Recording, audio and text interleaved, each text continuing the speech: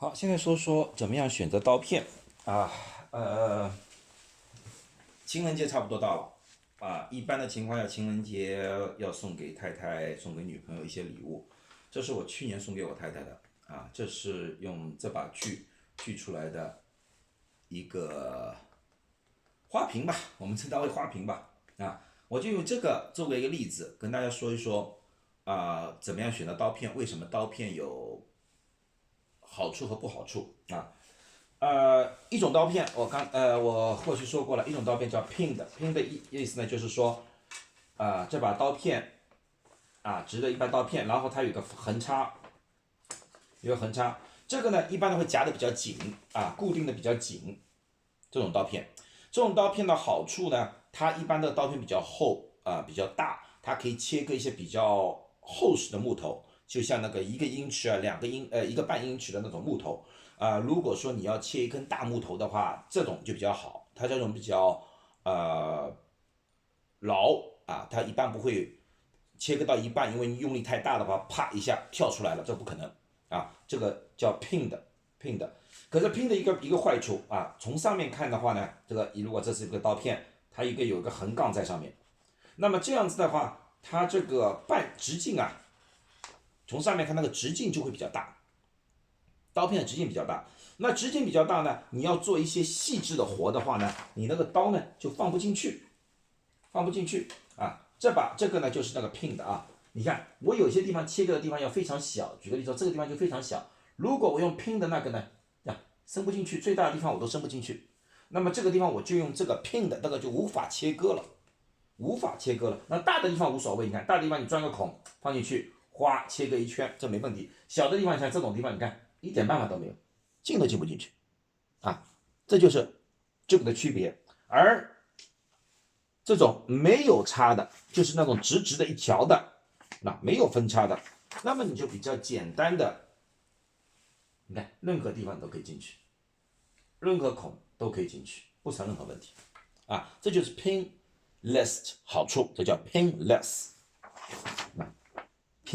所以你买的时候你一定要看清楚，是要有 pinless 的那种锯你才能买，要不然的话你以后会后悔像这种细致的活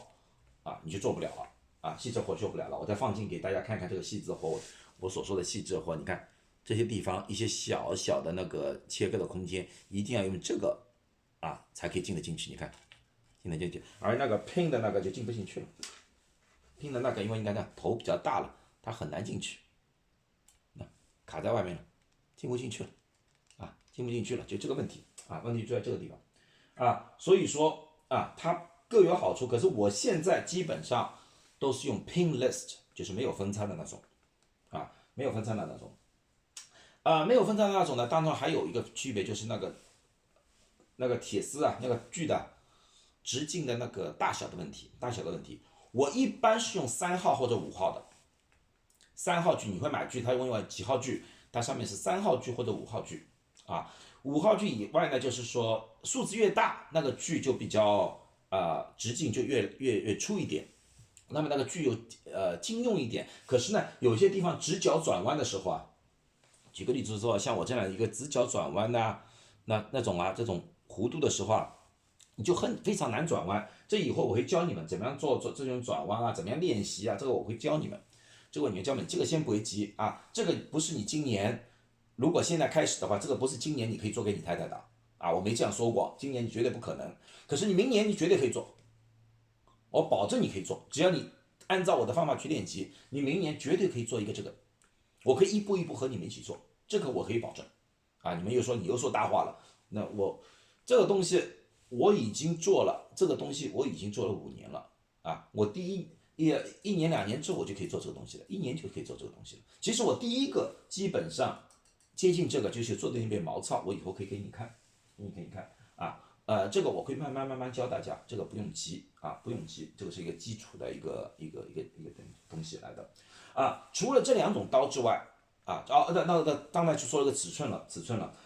如果你去买刀具的时候呢，有些时候呢，一个刀具上面还有一种叫什么12.5 TPI 就这个 TPI 就是说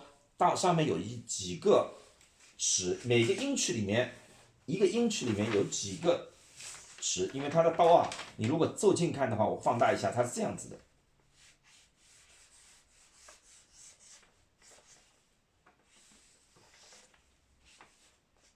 啊，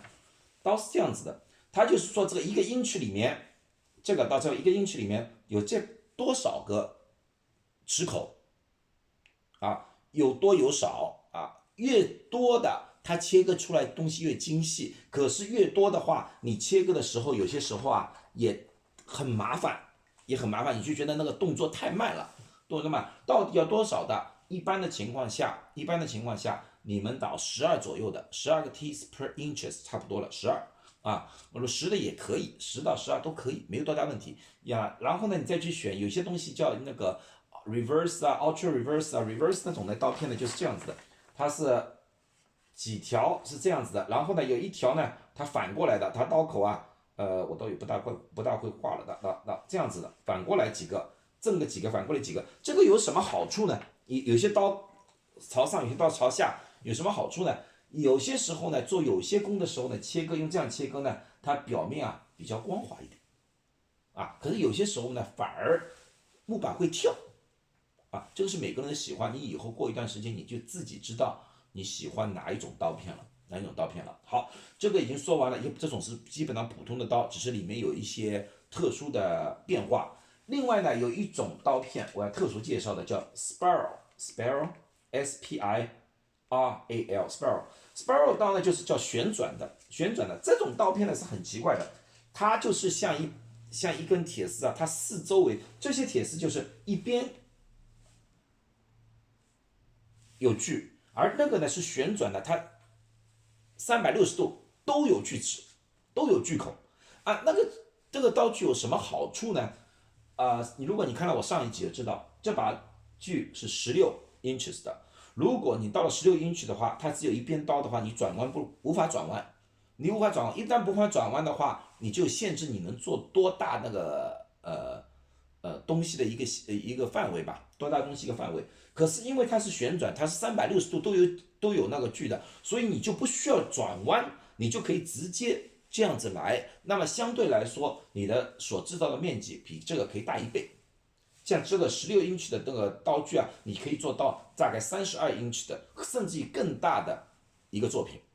啊。有没有这个需要我不知道，可是我有一些我用的很少，